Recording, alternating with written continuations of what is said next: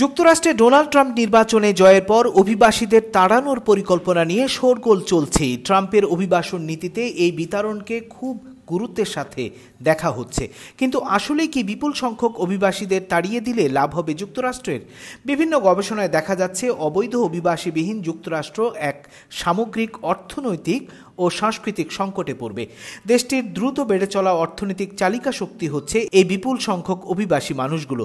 দেশটিতে আরও বেশি কর্মক্ষম মানুষের প্রয়োজন, কারণ আমেরিকায় দিনকে দিন জন্মহার কমছে, বেড়ে চলছে বয়স্ক মানুষের সংখ্যা, ফলে আশঙ্কাজনক হারে কমছে কর্মক্ষম মানুষ। অভিবাসী ছাড়া যুক্তরাষ্ট্রের জনসংখ্যা দ্রুতই কমতে শুরু করবে। নিয়োগকর্তারাও কর্মী স্বল্পতায় ভুগবে, অর্থনীতির সম্ভাবনা হ্রাস পাবে। আমেরিকার যুক্তরাষ্ট্রের প্রভাবশালী গণমাধ্যম দ্য নিউ ইয়র্ক টাইমস এক প্রবন্ধে এই অভিমত দিয়েছে।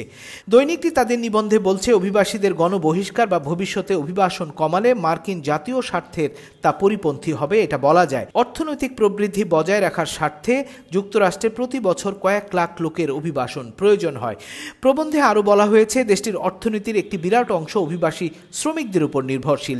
অভিবাসীদের দ্রুত নাগরিকত্ব দেওয়ার পরামর্শ দেওয়া হয়েছে নিবন্ধে।